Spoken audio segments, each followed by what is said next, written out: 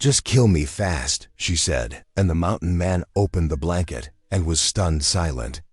The storm raged on the mountain, but nothing could prepare him for what lay in the snow. A woman, broken, whispering her last wish. He thought. He was pulling a dying stranger into his cabin. But when the firelight hit that filthy blanket, his world stopped. Inside was not only a starving widow, but a newborn child clinging to life. He saved them. Yet soldiers soon thundered up the ridge, hunting for what she carried, papers that could shake the whole valley. Promises broken, land stolen, and a secret the army would do anything to bury. Now this mountain man must choose, hand her over, or risk his life to protect a mother and child who may be the key to justice itself. But with the town divided, soldiers at his door, and a baby's cry echoing through the night, one question burns like gunpowder when every oath is broken. Will mercy and faith be strong enough to save them all? This channel isn't just about stories, it's about remembering what still holds value, empathy, truth, and the courage to care. The wind howled through the pines like a hungry wolf as Ren's Halle pulled his collar higher against the biting cold. Snow pelted his face, each flake sharp as a needle. His gloved hands worked quickly, checking the steel traps he'd set days before. Most were empty, the animals having more sense than him to stay hidden in this weather. The leather of his boots creaked as he pushed through knee-deep drifts. His mule, Button, waited patiently beneath a snow-laden pine, steam rising from her nostrils. "Last one," he muttered, more to himself than the mule. "Then we head back." That's when he saw it, a dark shape half buried in white, like a fallen log. But logs don't wear blankets. His chest tightened as he approached, snow crunching beneath his feet. The form was human-sized, wrapped in what looked like a threadbare blanket crusted with ice. Renz knelt beside the shape, his knees sinking into the snow. With careful hands, he brushed away the powder coating the blanket. A woman's face emerged, copper-skinned, young, but drawn with exhaustion. Apache by the look of her. Her eyes fluttered open, dark and glazed with fever. "Just kill me fast," she whispered, her voice barely carrying over the wind. Then her eyes rolled back and she went still. Renz's jaw clenched. He'd seen death before. Too much of it. The memory of his wife Sarah and their baby girl, taken by fever 3 years ago, flashed through his mind. He pushed it away. "Not today," he growled. He scooped the woman up, blanket and all. She weighed almost nothing in his arms. Button snorted as he approached, laying her ears back at the strange burden. "Hush now," Ren said, securing the woman across his saddle. "We ain't leaving nobody to die out here." The trek back to his cabin seemed longer than usual, the wind fighting him every step. His thoughts kept circling back to Sarah, to the helplessness he'd felt watching fever take her and their child. The woman's words echoed in his head, "Just kill me fast." What kind of life had she known? To beg for death from a stranger? Finally, his cabin came into view, smoke still rising from the stone chimney. He carried the woman inside, laying her as close to the fire as he dared. The blanket she was wrapped in gave off a sour smell of sweat and sickness. As he began to carefully unwrap the frozen cloth, a sound stopped him cold, a whimper, high and thin as a cricket song. His hands trembled as he pulled back the last fold of blanket. There, pressed against the woman's chest, was a tiny infant. Its skin was nearly blue with cold, its face pinched and wrinkled like an old man's. The baby couldn't have been more than a few days old. Lord Almighty, Renz breathed. He hadn't dealt with a baby since his own daughter. The thought knocked the wind from him like a physical blow.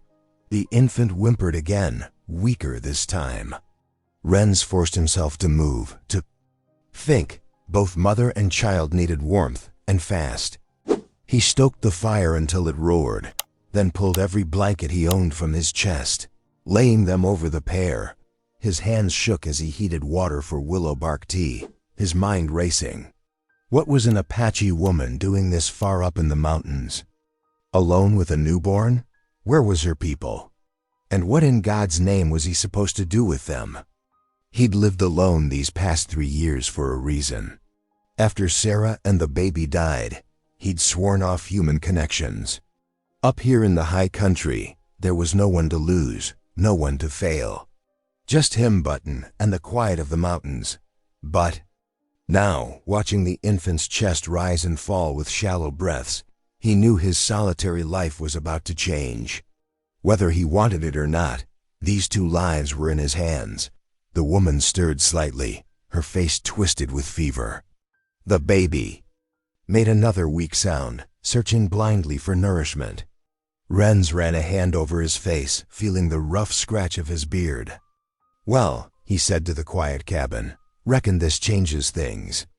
The night stretched long as Renz tended to his unexpected guests. Every hour, he spooned beef broth between the woman's cracked lips, supporting her head with a gentleness his calloused hands had nearly forgotten.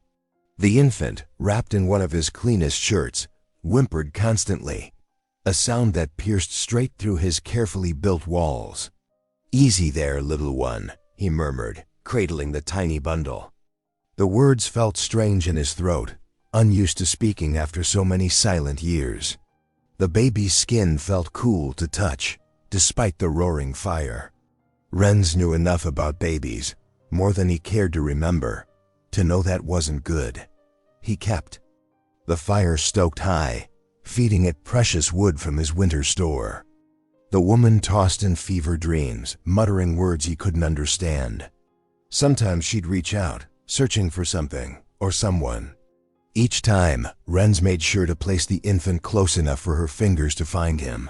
The first pale light of dawn was creeping through his cabin's single window when her eyes finally opened. Clear this time, alert with fear. She tried to sit up, her hands immediately searching. "The baby's right here," Renz said quickly, keeping his voice low. "He's alive." She stared at him wild-eyed like a trapped deer. Her hand clutched the blanket to her chest. "I found you in the snow," he explained. "Brought you to my cabin. Been here since yesterday evening." She swallowed hard, then spoke in careful, measured English. "I am Taya." Her voice was rough from thirst. "My husband." He was Scout, for Army. Her eyes grew distant. Renz nodded slowly, offering her a cup of water. He repeated, understanding all too well what that single word held. She took small sips, her hands shaking. "They came. In night, soldiers, not good ones." Her voice caught. "My people, my family." She couldn't finish, but Renz could fill in the terrible blanks. He brought her the infant, who stirred weakly as she gathered him close. "Your boy needs food," he said. "I've got goat's milk. It's not ideal, but..." "Yes," she whispered. "Please." While he warmed the milk, she told her story in fragments. How she'd walked for days, hiding from search parties, surviving on what little she could forage. How she'd climbed higher into the mountains when she heard horses in the canyon below. The snow had caught her unprepared, but she'd pushed on. Knowing stopping meant death. Renz listened, marvel growing beneath his gruff exterior. The strength it must have taken to climb these peaks in her condition, with a newborn, in winter. He'd known experienced mountain men who wouldn't attempt such a journey. The baby struggled to drink from the cup of warmed goat's milk, managing only a few swallows before turning away. Taya's face creased with worry. "He is cold," she said. "Always cold." "I'll build up the fire," Renz said, adding more logs. Morning light now filled the cabin, highlighting how pale the infant's skin looked, how shallow his breathing was. Taya had drifted back to sleep, exhaustion finally claiming her. Renz sat at his table, absently running the whetstone along his knife's edge. The familiar motion helped him think. The smart thing, the safe thing, would be to send them down to the valley once the storm passed. The army might be looking for her, and harboring fugitives, even innocent ones, was asking for trouble. He'd worked hard to build this solitary life, free from complications, from responsibilities, from the pain of caring for others. Behind him, Taya stirred in her sleep. "Please," she whispered, so faint he almost missed it. "Let him live." The knife stilled in his hand. He looked at the sleeping pair, mother and child, alone in a world that had already taken too much from them. The infant's tiny fingers curled and uncurled in his sleep, fighting some unseen battle. Renz felt something crack in his chest, a hairline fracture in the wall he'd built around his heart. He remembered holding his own daughter as fever took her, remembered the helplessness, the prayers that went unanswered. He'd sworn then never to let himself care that deeply again. But watching this woman, this child, his hands, rough from years of trapping and survival, ached to help, to protect. Even as his mind warned him against it, his heart had already made its choice. Setting down his knife, Renz moved to add another log to the fire. Whatever came next, he couldn't turn them away. Not now, not in this weather. Not with that baby. Fighting for every breath. The morning light grew stronger, casting long shadows across the cabin floor. Outside, the storm had passed, leaving a world blanketed in white silence. Inside, Renz Halle watched over his sleeping guests, feeling the weight of responsibility settle onto his shoulders like a familiar burden. 2 days passed like molasses in winter. The snow began to thin, its grip loosening on the mountain slopes. Inside Renz's cabin, Taya grew stronger, color returning to her hollow cheeks. Her son, too, seemed to rally, his cries growing more insistent. With each passing hour, Renz watched them from his corner by the hearth, whittling a piece of pine to keep his hands busy. The woman moved with quiet grace despite her weakness, speaking soft Apache words to her child as she tended him. Something about her manner spoke of education. She wasn't just some woman from the reservation. That evening, as she sat wrapped in one of his old blankets, she confirmed his suspicions. "I worked at San Carlos," she said, her English clear and precise, as translator for the agency clerk. Renz's knife paused mid-stroke. "That where you learned English?" "The missionaries taught me when I was young." She hesitated, then reached for the ragged blanket she'd arrived in. "But that is not why the soldiers hunt me." From deep within the blanket's folds, she withdrew a packet wrapped in oilcloth. Her hands trembled slightly as she unwrapped it, revealing several papers with official-looking seals. "These are why they hunt us." Renz set down his knife and moved closer, squinting at the documents in the fading light. Government seals stamped the pages. He recognized them from his ranching days. "Treaties? Yes." Taya's voice hardened. "Promises. Made to my people. Grazing rights. Water rights. All signed and sealed." She touched one paper gently. "Rights the Army now says never existed. You took these from the agency?" She nodded.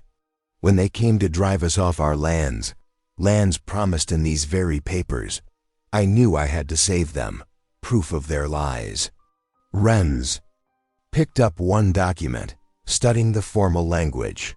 His stomach tightened as he realized what she held. These weren't just papers, they were powder kegs. If word got out about broken treaties, about promises made and deliberately broken, he'd seen range wars start over less. "This could cause real trouble," he said quietly. "Truth often does." Taya's eyes met his, unflinching. "My husband died believing in these promises. I cannot let them vanish." As if sensing the tension, her son began to fuss. She opened her shirt to nurse him, her movements gentle despite the steel in her voice. The cabin grew quiet except for the soft sounds of the nursing baby and the crack of pine logs in the hearth.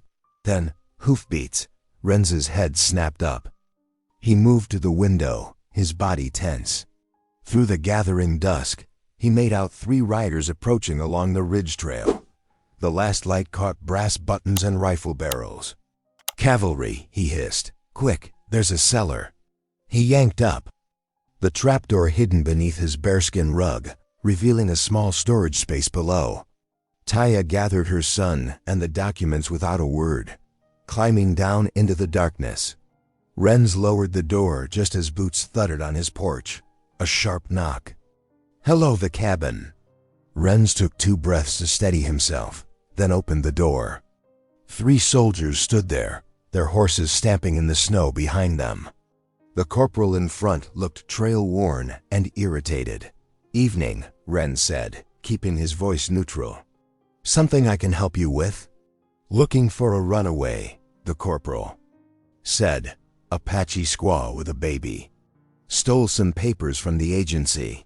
You seen anything?" Renz felt the weight of the lie before he spoke it. Once said, there'd be no taking it back.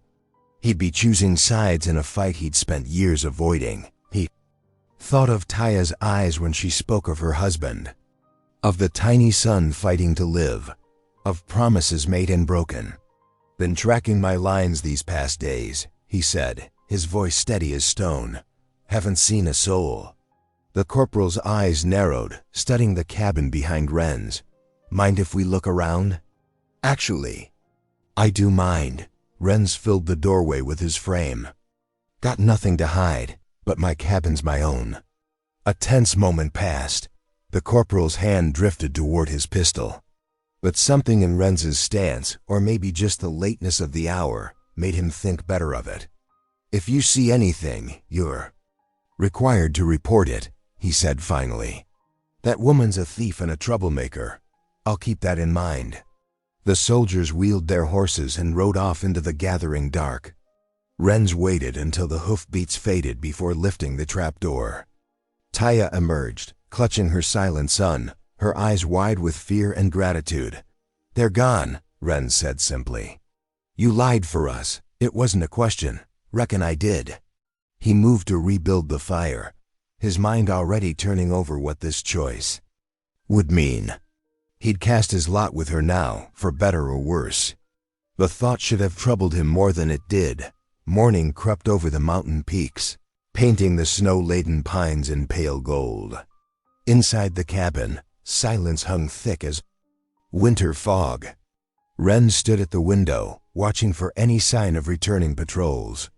Behind him, the trapdoor creaked as Taya emerged from her hiding place, her son bundled tight against her chest. "They're gone," Renz said, his voice rough from disuse. "Tracked their prints heading down valley before sunrise." He turned from the window, gesturing at the dying fire. "We'll need more wood." Taya nodded, settling her son in a nest of blankets. She moved toward the woodpile by the door, but her hands fumbled with the logs, unused to the work. Renz watched her struggle for a moment before stepping over. "Like this," he said, demonstrating how to stack the wood in her arms. "Keeps it balanced better." They worked in silence, bringing in enough wood to last the day. Renz showed her how to split kindling, guiding her hands on the hatchet handle. "Not too hard," he cautioned. "Let the weight of the blade do the work." As morning wore into afternoon, they fell into an uneasy rhythm. Taya tended her son and helped with small tasks, while Renz repaired his damaged traps at the workbench. The only sounds were the crack of kindling, the scrape of metal on metal, and the infant's occasional whimpers. When the sun hung low, Renz set a pot of rabbit stew to simmer. The familiar routine of cooking seemed to ease some of the tension.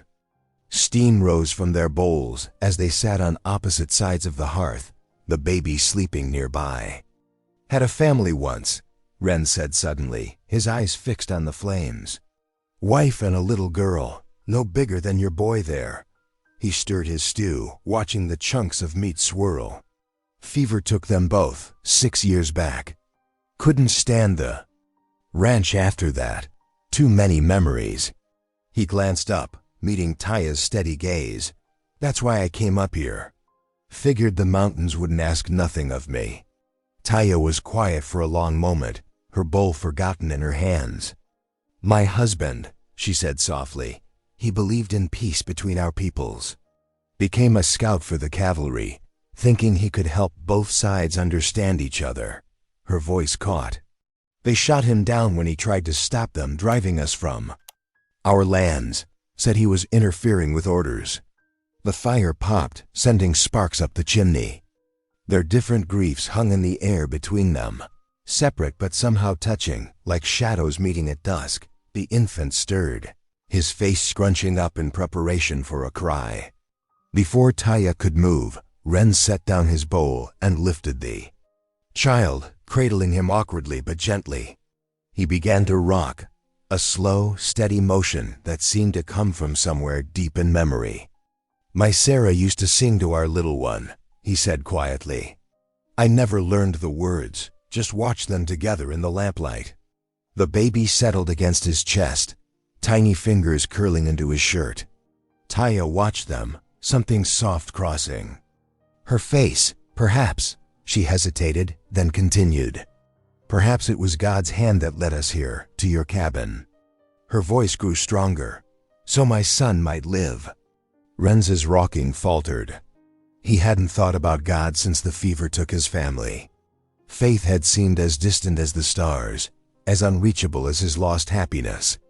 But looking down at the sleeping child in his arms, something stirred in his chest, an ache both familiar and new. The night deepened around the cabin.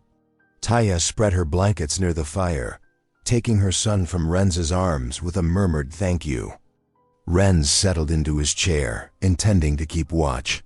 Just before dawn, when the sky was still black as coal, he heard it, the faint rhythm of hoofbeats echoing up from the valley. Ren's hand moved to his rifle, but the sound remained distant, a reminder that their peace was as fragile as morning frost. Across the room, Taya slept with one arm curled protectively around her son. Ren watched them in the dying firelight, knowing that tomorrow would bring its own challenges. But for now, in this moment, they were safe. It would have to be enough. The morning dawned crisp and clear, the storm's fury spent at last. Sunlight sparkled off fresh snow, turning the mountain world into a dazzling expanse of white. Ren led Taya and her infant onto the cabin's small porch, watching as she drew in a deep breath of clean mountain air. "Different from the agency, ain't it?" Ren asked, noting how she held her son close against the cold. "So quiet," Taya whispered, her eyes scanning the pristine landscape. At San Carlos there was always noise, horses, wagons, soldiers calling. She adjusted the blanket around her baby. "Here, I can hear myself think." Ren nodded toward a narrow path winding through the pines. "Ridge trail leads up yonder. Creek's just below, good water, never runs dry." He gestured to each landmark, watching as Taya committed them to memory. "Might be useful for you to know your way around." They walked the property's edge, their boots crunching in the fresh snow. Near the woodpile, Ren paused, studying the dwindling stack.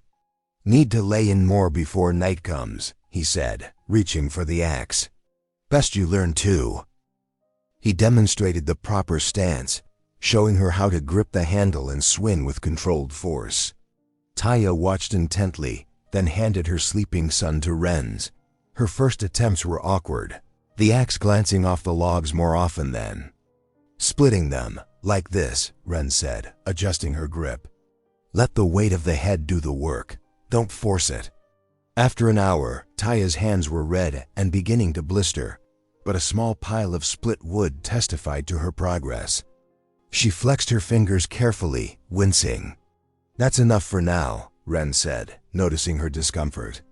"Takes time to build up calluses." He glanced at their supplies, mentally calculating. "Need to make a supply run anyway. Running low on flour." And he hesitated, looking at the infant. Might be good to have some medicine on hand, just in case. Back in the cabin, Ren saddled his old mule while Taya prepared a list of necessities. The settlement was only 2 miles away, but he dreaded the inevitable questions. Folks were always eager for news, especially in winter. "I'll be back before dark," he told her, securing his pack. "Keep the door barred." The trail to town wound through stands of aspen and pine, eventually opening onto the settlement's main street.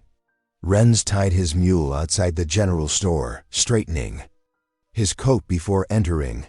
Inside, he gathered his supplies quickly: flour, coffee, dried beans. At the counter, he hesitated before adding a bottle of cough syrup and some fever powder. The shopkeeper's wife, Mrs. Miller, wrapped his purchases, her eyes sharp with curiosity. As Renz packed the supplies, a corner of soft cloth, the edge of the baby's blanket he'd brought to match size, peeked from his saddlebag. Mrs. Miller spotted it immediately. "You got company up there, Renz?" she asked, her voice casual but her eyes keen. "Just restocking," he replied gruffly, tucking the blanket out of sight. "Funny," she persisted. "Never known you to buy medicine before, or extra blankets." Renz shouldered his pack, dropping coins on the counter. "Much obliged," he said firmly, turning toward the door. "Weather's turning mild," Mrs. Miller called after him. "Might see some folks riding up that way soon." The threat in her words was clear. Renz mounted his mule and rode out quickly, his mind churning. The town's curiosity would only grow, and winter's isolation wouldn't protect them forever. Dusk was falling when he returned to the cabin. Inside, Taya had soup warming on the stove. The domestic scene almost normal, if not for the tension in her shoulders as he related his experience in town. "They suspect something," he concluded, unpacking the supplies. "Won't be long before someone rides up to investigate." "I will not be a burden," Taya said firmly, but her eyes betrayed her worry. "Perhaps we should." A sharp, wet cough interrupted her. The infant stirred in his blankets, his face flushed. Another cough rattled his tiny chest, and Taya rushed to lift him. Renz quickly retrieved the cough syrup he'd bought, but watching the baby's labored breathing, he knew it might not be enough. They shared a look of understanding. If the child's condition worsened, they would need more than frontier medicine could provide. The baby coughed again, the sound echoing in the quiet cabin. The town doctor was their only hope if the infant's health failed, but seeking his help would expose Taya's presence to everyone.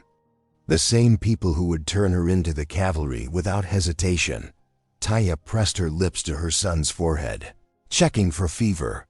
Her face showed the weight of their situation, her baby's life against the risk of discovery.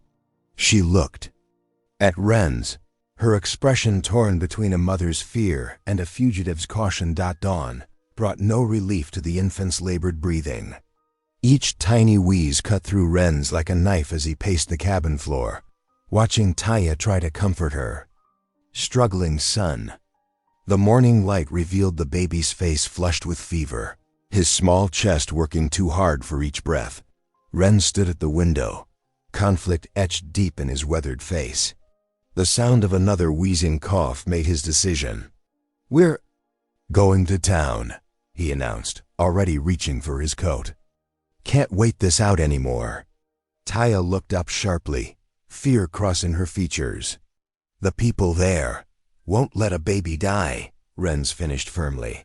"Not if I have anything to say about it." Outside, the morning air bit cold as Renz hitched his mule to the wooden sled. He lined the base with fresh straw and blankets, creating a nest that would shield mother and child from the wind. Taya climbed in carefully, cradling her son close beneath her shawl. The sled runners cut smooth tracks through the snow as they descended toward town. Renz could feel Taya's tension mounting with each mile. As they approached the settlement's outskirts, curious faces appeared in windows. Children stopped their play to stare. Renz pulled the sled to a halt outside the mercantile. Drawing himself up to his full height, he helped Taya down, keeping her arm firmly in his. The baby's wheeze seemed to echo in the sudden silence of the street. Inside the store, Mrs. Miller's eyes widened at the sight of them. Other customers froze, packages forgotten in their hands. Renz met their stares steadily, his jaw set. "The child needs medicine," he said simply, his voice carrying in the quiet shop. Mrs. Miller, hesitated only a moment before maternal instinct overcame prejudice. She hurried behind the counter, emerging with a small brown bottle. "Willow bark and honey," she explained, measuring out a dose. "With wild cherry for the cough. I raised 6 children on this." Taya accepted the medicine with dignified grace, carefully giving it to her son. The baby sputtered but swallowed, his next breath coming a little easier. "Much obliged," Wren said, reaching for his wallet, but Mrs. Miller waved him off. "No charge for a sick baby," she said softly. Something in her expression had shifted, seeing not an Apache woman but a worried mother. Wren's wasn't finished. He moved through the store deliberately, selecting thick wool fabric and candles. Each item he placed on the counter with quiet determination, paying full price despite the disapproving murmurs from other customers. Outside again, Wren's guided Taya toward the small chapel at the end of the street. The morning sun caught the simple cross above its door, casting a long shadow across the snow. The preacher met them on the steps, his lined face creasing into a gentle smile. "Welcome," he said, including both Wren's and Taya in his greeting. "Please, come in from the cold." Inside the chapel, several settlers shifted uncomfortably in their seats, where they'd gathered for morning prayers. Wren's felt Taya stiffen beside him, but kept his hand steady on her arm. "The Lord's house turns none away," the preacher said clearly, though disapproving whispers rustled through the pews.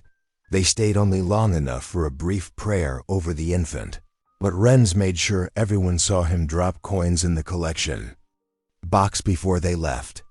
His message was clear. Taya and her child were under his protection, and he would not skulk about it. The return journey was quieter, the baby's breathing already less labored. Back in the cabin, Taya settled in the rocking chair, relief evident as she checked her son's forehead. "The fever is lower," she said softly. "Thank you, Wren's, for everything." Wren's busied himself building up the fire, his back turned to hide. His expression. "No child deserves to be judged for his blood," he said gruffly. "Ain't right, and ain't Christian neither." As evening settled over the mountain, Taya began to hum softly, an Apache cradle song, its melody ancient and soothing. The sound filled the cabin's corners, speaking of mothers and children stretching back countless generations. Wren sat in his chair, pretending to mend harness while the unfamiliar music washed over him. The tune stirred something in his chest, something he'd thought long buried with his own wife and child. He kept his eyes on his work, but his heart beat with an unsettling rhythm, keeping time with Taya's gentle song. The days stretched like molasses, sweet and slow. Winter's grip loosened gradually on the mountain, though patches of snow still decorated the ground like scattered flour. Inside Wren's cabin, a different kind of thaw was taking place. Taya sat cross-legged by the fire, needle flashing in the morning light as she mended one of Wren's worn shirts. Her fingers moved with practiced grace, tiny stitches marching across torn fabric. The baby slept peacefully in a cradle Wren's had fashioned from a wooden crate, his breathing now clear and strong. "Might show you something useful," Wren said, returning from his morning check of the trapline. He carried several lengths of wire and wooden stakes, simple snares. "Could help put meat in the pot." Taya set aside her mending, watching intently. As Wren's demonstrated how to bend the wire, create the loop, set the trigger. Her quick mind grasped the mechanics easily, and soon her hands copied his movements with growing confidence. "Like this?" she asked, holding up her first completed snare. Wren's nodded approvingly. "Reckon that'll catch a rabbit just fine." The afternoon brought fresh snow, falling in lazy spirals past the cabin windows. Taya reached into her bundle, still tucked carefully in the corner, and withdrew a small leather pouch. The dry kernels of corn inside rattled softly as she poured them into a bowl. "I will show you now," she said, positioning 2 stones she had carried all those miles. "How we make cornmeal." Wren's watched, fascinated, as she demonstrated the grinding motion. the kernels slowly breaking down into fine powder between the stones. The rhythmic scraping filled the cabin with a homey sound. And soon the rich smell of corn rose from the bowl. "Here," Taya offered, guiding his hands to the stones. "Like this." Together they ground enough corn for a meal, their movements falling into an easy rhythm.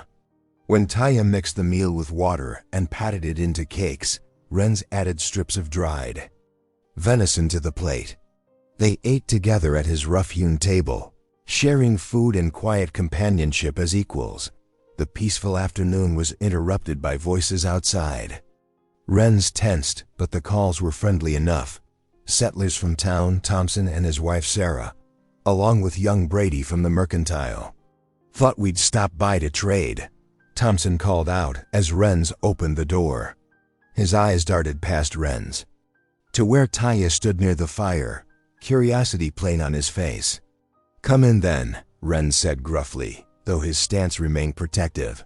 "Mind the threshold." The settlers stomped snow from their boots, clutching parcels of sugar and coffee they claimed to want to trade. Their gazes kept straying to Taya and the sleeping infant. "Didn't know you had company up here," Sarah ventured finally. Renz's jaw set firmly. "This here's Taya," he said simply. "A widow who needs shelter. She and her boy are welcome here." The questions came then, some direct, others veiled in politeness. Where was she from? How long would she stay? Wasn't Renz concerned about what people might think? "Reckon what people think ain't my concern," Renz answered steadily. "A woman and child needed help. That's all there is to it." After the traders left, their curiosity only partially satisfied, Renz sank heavily into his chair. "Town's split about you being here," he admitted to Taya. "Some folks say I'm doing right by Christian charity, others." He trailed off, but his meaning was clear. "You risk much," Taya said softly, "helping us." Renz shrugged, uncomfortable with her gratitude. "Ain't about risk. It's about what's right." Later that night, when the cabin lay quiet except for the pop of settling logs in the fireplace, Renz knelt beside his bed. His hands, rough from years of mountain work, clasped awkwardly in prayer. The words came rusty and halting at first, but gained strength as he whispered his thanks for the babies, recovery, for the means to help, for the slow return of purpose to his solitary life.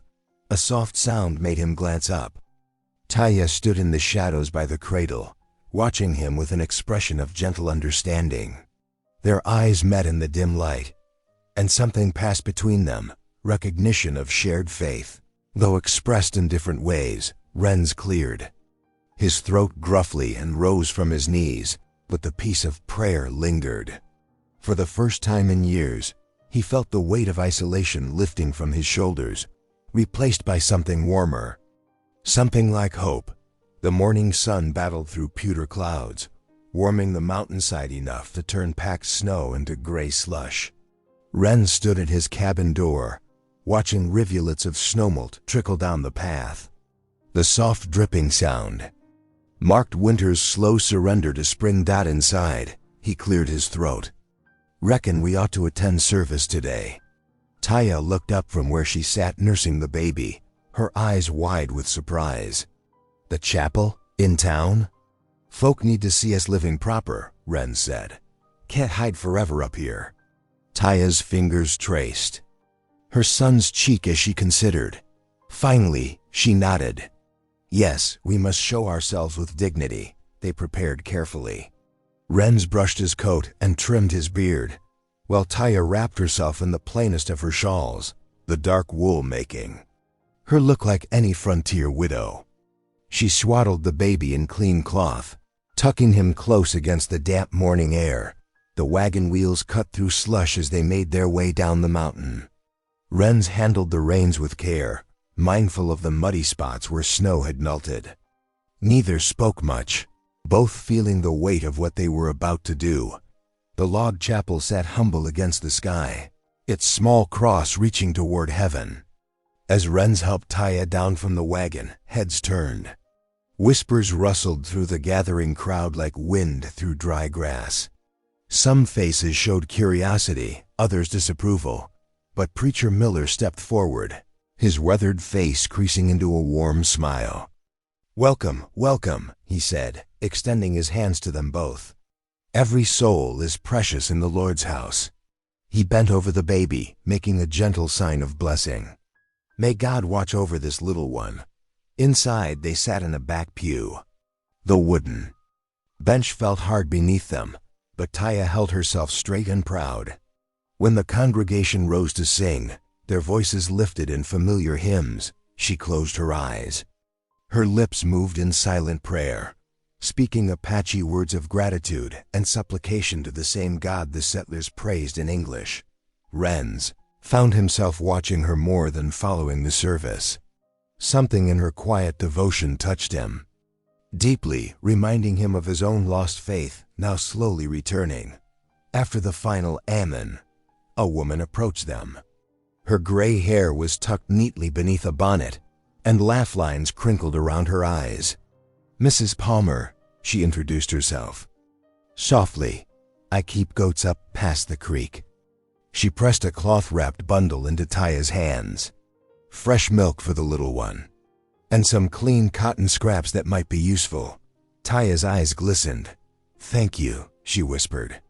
"We help each other out here," Mrs. Palmer said simply. "That's the Christian way." Renz watched other congregants nodding in approval at Mrs. Palmer's gesture. Where he had expected cold shoulders and turned backs, he saw tentative smiles, curious glances, even a few friendly nods. The preacher's acceptance had opened a door, and kindness was beginning to bloom in its wake. The sun had climbed higher by the time they started home, warming the air enough to send more snow sliding from tree branches. Renz felt cautiously optimistic about how the morning had gone. But as they rounded a bend in the trail, his hands tightened on the reins. Fresh hoofprints marked the muddy ground, the distinctive pattern of cavalry horses, cutting across their path toward the ridge. The tracks couldn't be more than an hour. Old Taya saw them too. Her arms wrapped tighter around the baby, and fear clouded her face like frost on a window. The morning's peace shattered like thin ice. "They're still searching," she breathed. Renz reached across to squeeze her shoulder. "Listen to me now," he said firmly. "I won't let them take you. Either of you." His voice grew rough with emotion. "Whatever comes, you have my word on that." Taya met his eyes, reading the truth there. Slowly, she nodded. They continued up the mountain, both scanning the ridgeline for dust or movement. But the only motion came from melting snow dripping from pine boughs, marking time like nature's own clock, counting down to whatever future awaited them. A week of deceptive peace ended with thundering hoofbeats. Renz was stacking firewood when 5 mounted soldiers appeared through the morning mist, their brass buttons gleaming. Behind them rode a well-dressed man Taya had feared seeing, Reservation Agent Charles Wainwright. Renz dropped his axe and moved toward the cabin door. "Taya," he whispered urgently. "Take the baby," but it was too late. The soldiers had already dismounted, surrounding the cabin with rifles raised. Wainwright's polished boots crunched on the half-frozen ground as he approached. "Well, well," the agent drawled, adjusting his leather gloves. "The rumors were true. Harboring fugitives now, are we, Mr. Hawley?" Taya appeared in the doorway, her son clutched to her chest. Her face hardened at the sight of Wainwright. "You have no right." "I have every right," Wainwright cut her off. "You stole government property, woman. Those treaty documents belong to the agency. Documents that prove your lies." Taya shot back, her voice steady despite her fear. "Promises made and broken." Wainwright's smile turned cold. "Search the cabin," he ordered the soldiers. "Find those papers." Renz stepped forward, fists clenched. "This is my home. You need a warrant." The nearest soldier slammed his rifle butt into Renz's stomach, doubling him over. Another struck him across the shoulders, driving him to his knees in the mud. Through blurred vision, he saw boots entering his cabin, heard drawers being emptied, furniture overturned. "Here!" a soldier emerged, waving the treaty papers he had found beneath the floorboards. "Got them, sir." Wainwright snatched the documents, tucking them inside his coat. "Excellent. Now arrest this man for treason. Harboring enemies of the state, interfering with government business." Heavy iron manacles closed around Renz's wrists. He struggled to his feet, blood trickling from his split lip. "Taya, run!" he shouted, but she stood frozen, tears streaming down her face as she watched the man who had saved her life being chained like an animal. The baby began to wail, his cries piercing the cold mountain air. "Take him to town," Wainwright ordered. The Apache woman, too. A commotion from the side of the cabin drew their attention. Mrs. Palmer had appeared as if from nowhere, her gray shawl fluttering like wings as she rushed to Taya. "Quick, child," she urged, pulling Taya toward the tree. "Line, I know these hills. Follow me." Two soldiers raised their rifles, but Wainwright waved them down. "Let them go. They won't survive long in the wilderness. The woman and her brat will either crawl back to the reservation or freeze to death." He smiled thinly. "Either way, problem solved." Renz lunged against his chains, earning another rifle blow that sent him sprawling. Through the pain, he watched Taya disappear into the forest with Mrs. Palmer, the baby's cries fading into the distance. Part of him was grateful they had escaped, but terror gripped his heart. How long could a weakened woman and her infant survive in the bitter mountain weather? The soldiers dragged him to his feet and marched him down the muddy trail toward town. Each step was agony, his ribs screaming where the rifle butts had struck. But the physical pain was nothing compared to the despair crushing his spirit. He had promised to protect them, and he had failed. The town jail was a crude log structure with iron bars across its windows. They threw him into a bare cell, the manacles still biting into his wrists. Through the small window, he watched the sun crawl across the sky, imagining Taya somewhere in the vast wilderness, trying to quiet her hungry child Dot as evening shadows lengthened. Renz slumped onto the cell's wooden bench. His prayers, rusty from disuse, came haltingly at first, then, with growing desperation. "Lord," he whispered, "I don't care what happens to me. But please, please keep them safe. Don't let that baby die because I couldn't protect them." Miles away, in a hastily built lean-to of pine boughs, Taya huddled with her son. Mrs. Palmer had led her to this sheltered hollow before returning to town to gather supplies. The infant whimpered weakly, his small body trembling despite being wrapped in every scrap of cloth they had. "She, little one," Taya murmured in Apache, rocking him gently. "Creator of all things, hear a mother's prayer. Watch over my son. Watch over the good man who tried to save us." Her tears fell onto the baby's blanket as she gazed up at the darkening sky. "Please, show us the way forward. Give us strength to survive this night." The wind whispered through the pines, carrying the first bite of night frost. In his cell, Renz paced like a caged wolf, while across the hills, Taya pulled her child closer, both prisoners of circumstance, both clinging to faith in the gathering. Dark, the town jail's wooden walls did little to block the mountain chill. Renz shifted on the hard bench, his shackled wrists raw and aching. Water dripped steadily from a corner of the ceiling, the steady plinking marking time like a broken clock. Boot heels clicked on the floorboards outside his cell. Agent Wainwright appeared, immaculate in his tailored coat, twirling a brass key on his finger. "Comfortable, Mr. Hawley?" The agent's smile never reached his eyes. "I thought you might appreciate some company on this cold evening." Renz said nothing, staring straight ahead. His silence only seemed to amuse Wainwright more. "You know, once we retrieve that Apache brat, this will all blow over quite nicely." Wainwright leaned against the bars. Those treaty papers you were foolishly protecting. They'll fetch a fine price from the cattle barons. Water rights are worth their weight in gold out here.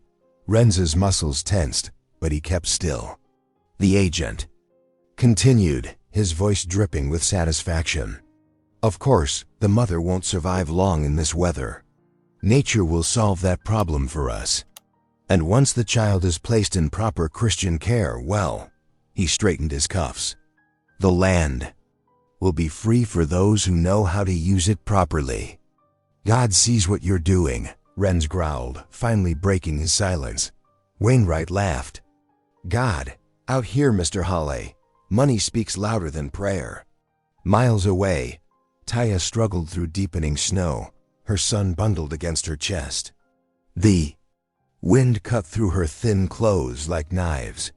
Her legs trembled with each step, exhaustion threatening to pull her down into the deadly white drifts. Stay awake, she whispered to herself in Apache. Stay awake for him. The baby had grown quiet. Too quiet. Fear gave her strength for a few more steps. Through blurring vision, she spotted a light. Mrs. Palmer's cabin sat nestled against the hillside, smoke curling from its chimney. Taya's legs finally gave out at the widow's door. She collapsed against the rough wood, managing one weak knock. Before darkness took her, the door opened, spilling warm lamplight into the night. "Oh, my lord," Mrs. Palmer gasped. "Child, what have they done to you?" Strong hands pulled Taya inside. She fought to stay conscious as Mrs. Palmer unwrapped the baby, checking him for frost damage. "He's cold, but breathing well," the widow assured her. "Let's get you both by the fire. They'll search for us." Taya managed to whisper. Mrs. Palmer's weathered face set in determined lines. "Let them come. I buried my William on this land. I'm not afraid of gossip or men with badges." Back in town, the jail door creaked open again. This time, it was Reverend Matthews who entered, his Bible tucked under one arm. "Evening, Renz," the preacher said softly. "Thought you might want to talk." Renz turned from the window. "Not much to say, Reverend. Truth's in chains while lies. Walk free. Truth has a way of lasting, son." The preacher settled onto a stool outside the cell, like seeds under snow. Seems dead and buried, but come spring. He opened his Bible, pages rustling in the quiet. Remember Job?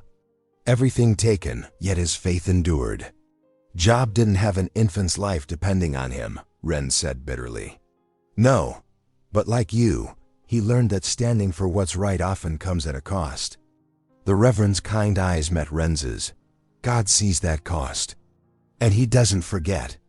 After the preacher left, darkness settled over the jail. Renz finally dozed, his dreams carrying him back years to his own family. Sarah, his wife, stood in summer. Sunlight, their baby daughter in her arms. But instead of the grief these memories usually brought, they smiled at him with love and understanding. Sarah's lips moved silently, forming words he somehow knew. Hold fast. He woke with tears on his face and steel in his heart. The cell was still a cage. The charges against him still stood. But something had shifted inside him. He thought of Taya and her son, of the treaty papers that proved broken promises, of the agent's sneering confidence that money could bury truth. "I won't break," he whispered to the dawn light filtering through the bars. "Whatever comes, I'll stand for what's right." In Mrs. Palmer's cabin, Taya sipped hot broth while her son slept peacefully in a borrowed cradle. The widow moved quietly around her kitchen, humming hymns and adding wood to the fire. Outside, the wind howled, but in here, mercy had made a shelter stronger than walls. Both protector and protected had found unexpected allies in their darkest hour. A preacher who remembered justice, a widow who chose compassion over safety. Small lights against the gathering storm, proving that even in the bitter cold of prejudice, human hearts could still warm to what was right. Dawn crept over the mountains, painting the jail windows with pale light. Renz woke to urgent voices outside. His cell, Two settlers spoke in hushed tones with the deputy. "Can't be legal," one muttered. "Taking a child from its mother." "Agent's orders came straight from the fort," the deputy replied. "Says the infant needs protection. They're shipping him to Fort Graham tomorrow." Renz lunged at the bar's iron, cuffs biting his wrists. "Protection?" His voice boomed through the jail. "That child needs his mother." The settlers jumped, then hurried away. Renz gripped the cold metal until his knuckles went white, rage and helplessness burning in his chest.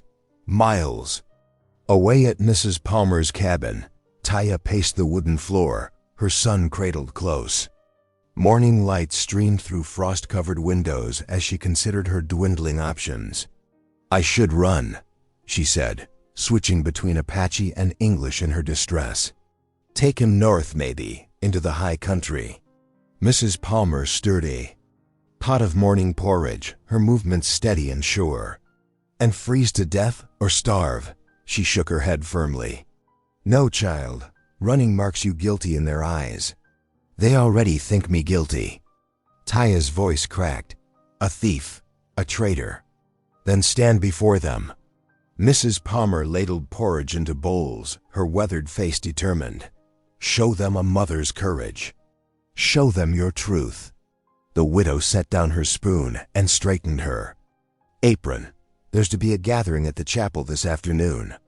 Agent Wainwright means to justify himself before the town." She met Taya's eyes.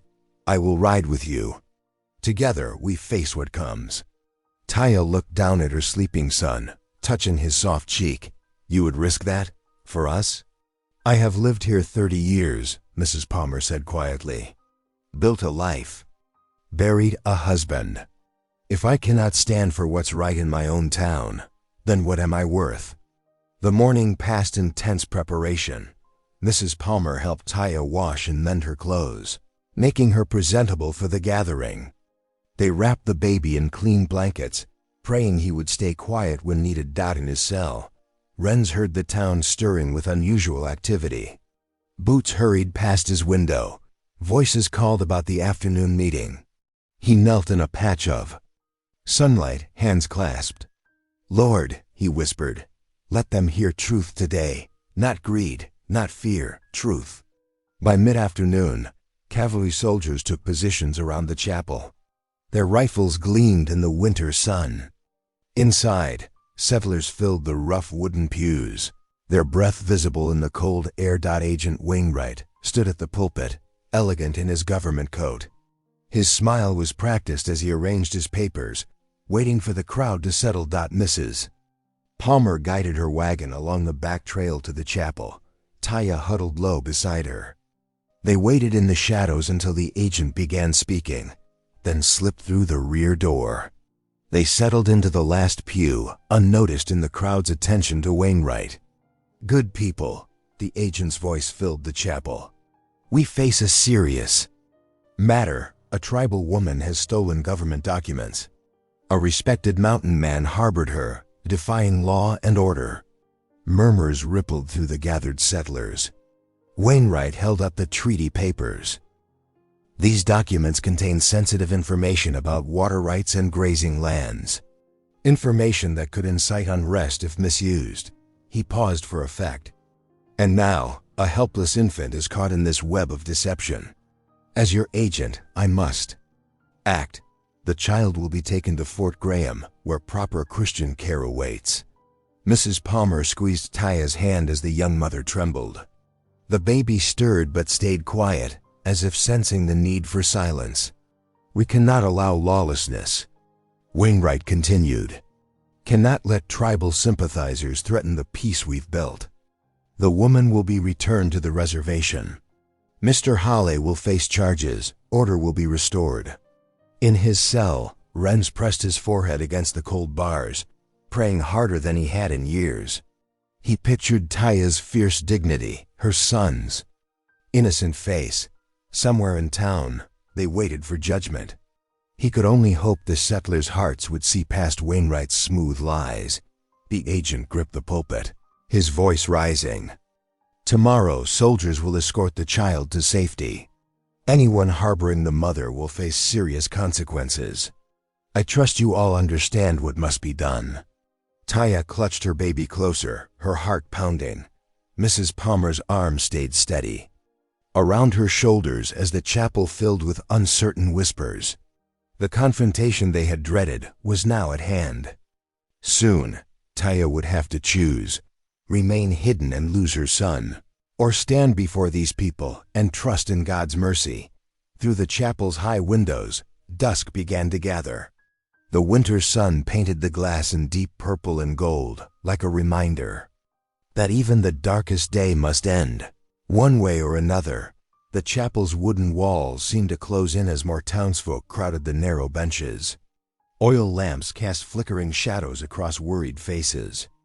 Agent Wainwright stood at the pulpit, his silver watch chain glinting as he arranged the treaty papers with deliberate care. "These documents," he declared, holding them high, "are forgeries. Clever ones, but false nonetheless." His voice carried to every corner. "The woman stole them, no doubt planning to use them for extortion or worse." Murmurs rippled through the gathering.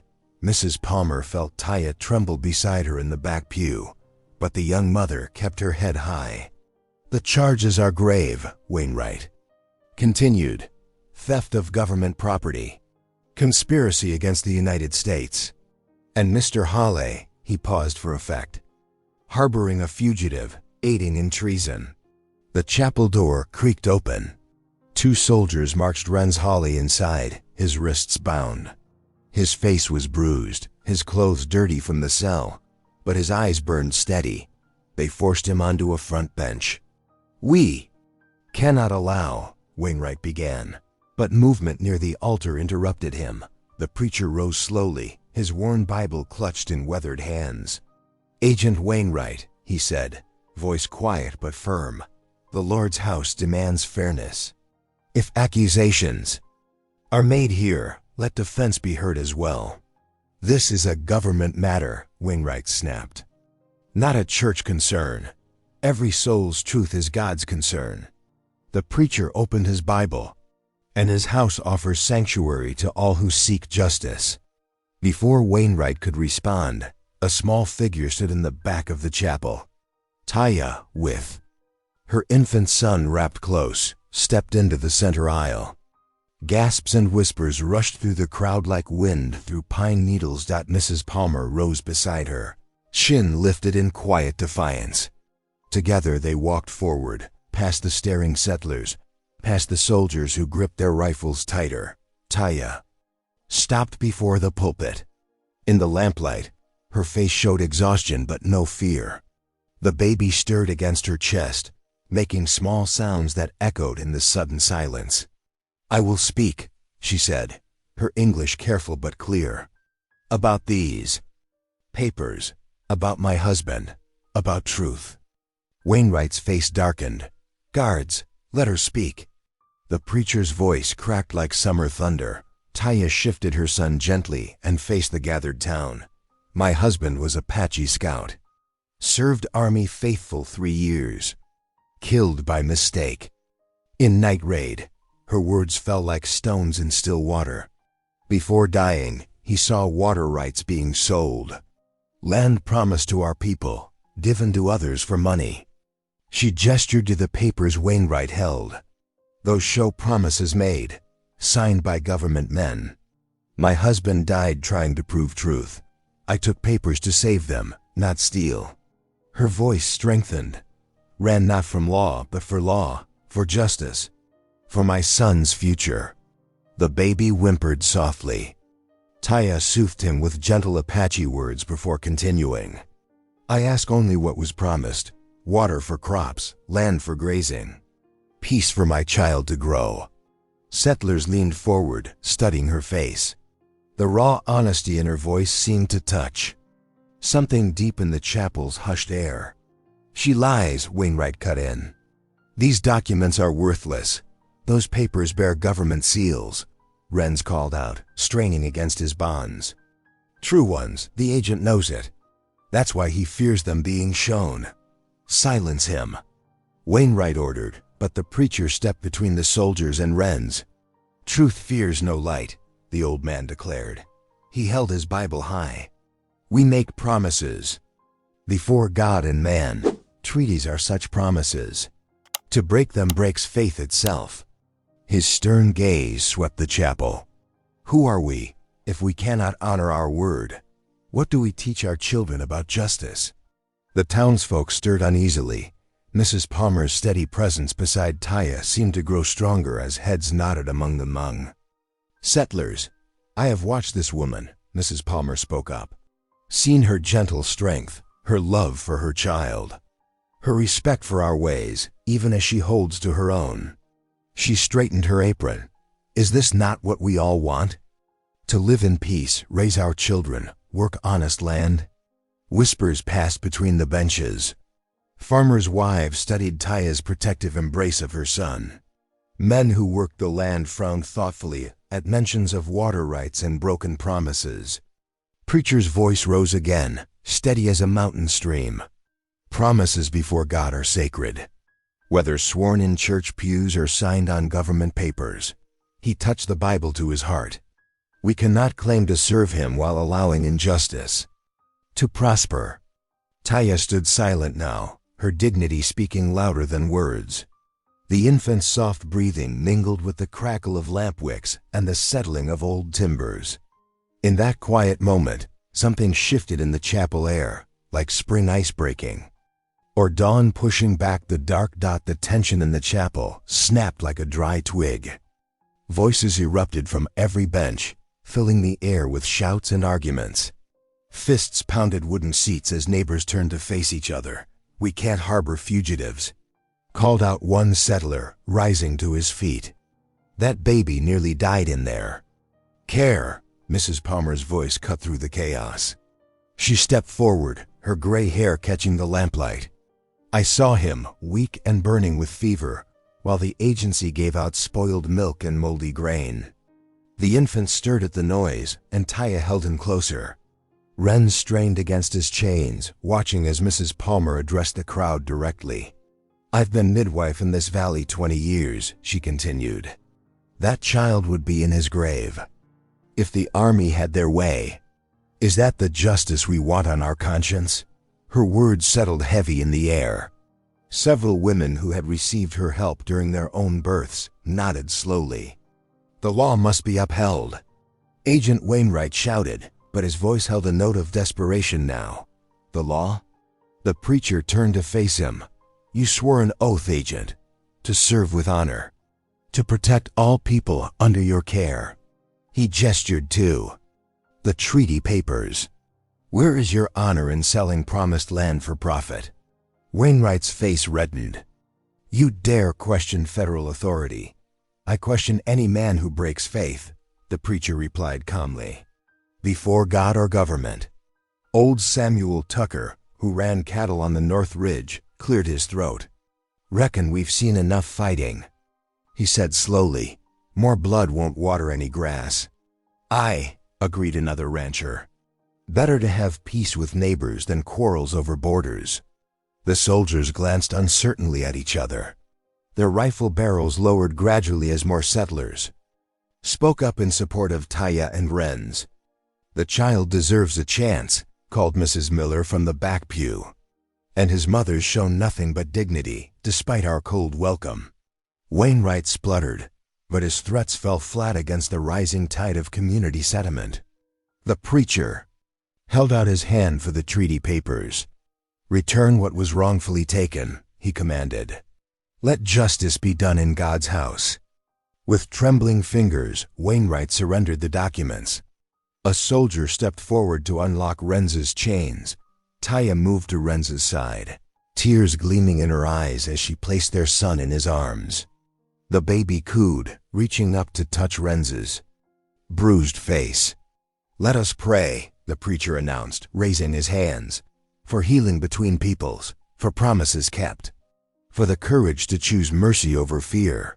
The congregation bowed their heads as his words of reconciliation filled the chapel.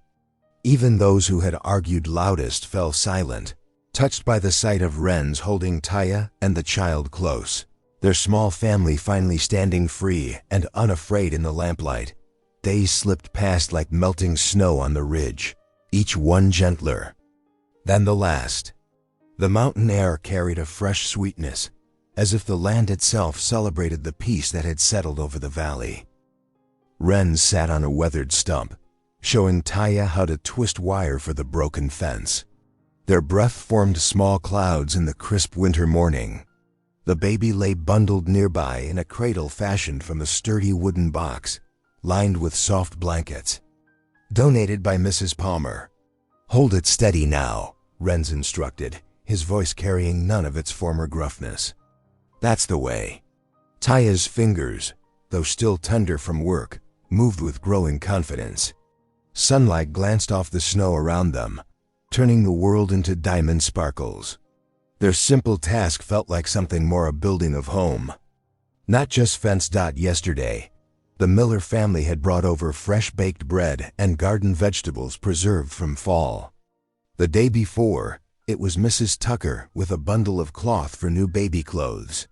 Each visitor marked another small victory over old prejudices. That evening, as lamplight cast warm shadows across the cabin walls, they gathered around the rough-hewn table. Steam rose from bowls of rabbit stew, seasoned with wild herbs Taya had learned to gather. The baby cooed from his cradle, a sound that filled the once lonely cabin with joy. Wren stirred his stew thoughtfully. "Strange how life turns," he said, his voice soft. "When I found you in that snowdrift, when I opened that blanket, I thought I'd found death itself." He paused, watching the baby reach tiny fingers toward the lamp flame. "But I found life instead." Taya smiled, lifting her son from the cradle. The infant immediately reached for Wrens's beard, grabbing the coarse hair with a delighted gurgle. "Perhaps," she said in her gentle way, "God knew we needed each other. Perhaps He brought us together for such a time." Wrens nodded slowly, remembering his desperate prayers in that jail cell, the way faith had returned like spring after long winter. Outside their window, the great mountain stood dark against stars, unchanging and strong, like the peak that sheltered them. Their bond had grown steady and sure, built on mercy, tested by fire, strengthened by trust. They were no longer three broken pieces, but one whole. No longer strangers forced together by circumstance, but family bound by choice and love. The baby's laughter rang out, echoing off cabin walls that now held hope instead of loneliness. If today's story echoed in your heart, I hope you'll stick around. Subscribe, and I'll be here again tomorrow with another story that speaks softly but stays deeply.